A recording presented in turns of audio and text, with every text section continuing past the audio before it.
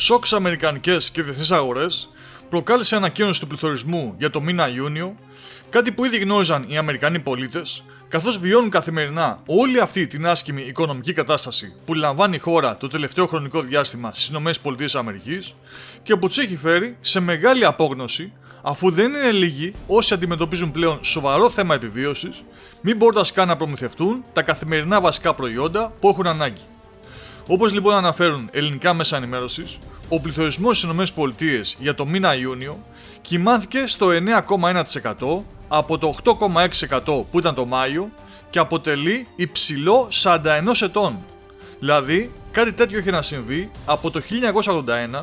από όταν εμείς οι πενηντάριδες ήμασταν μικρά παιδιά και το Πασόκ ερχόταν για πρώτη φορά στην εξουσία. Απίστευτο και όμως αληθινό,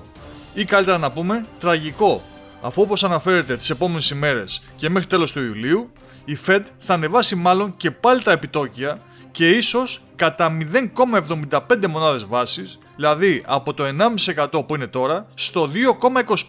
2,25% σε μια προσπάθειά της να αντιθασεύσει μεν τον πληθωρισμό, αλλά θα είναι δε η καταστροφή της ανάπτυξης, αφού τεράστια ποσά θα συσσωρευτούν στις τράπεζες και δεν θα πάνε σε επενδύσεις.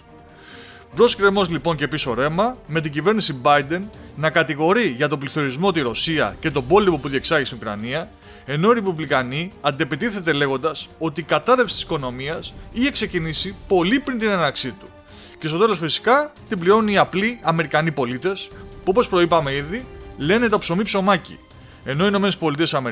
Δημοκρατικοί και Ρεπουμπλικανοί εξακολουθούν και σπαταλούν δισεκατομμύρια δολάρια, τα οποία στέλνουν σε μορφή στρατιωτικής βοήθειας στην Ουκρανία, σε αυτήν την τεράστια γεωπολιτική κρίση που έχει προκύψει, παραβλέποντας να λύσουν τα προβλήματα των πολιτών τους, που μέσω της ψήφους τους εξέλεξαν για να τους υπηρετούν. Κάτι που φαίνεται ότι οι πολιτικοί των ΗΠΑ ξέχασαν εν μέσω των γεωπολιτικών και οικονομικών παιχνιδιών που βρίσκονται σε εξέλιξη στον πλανήτη μας.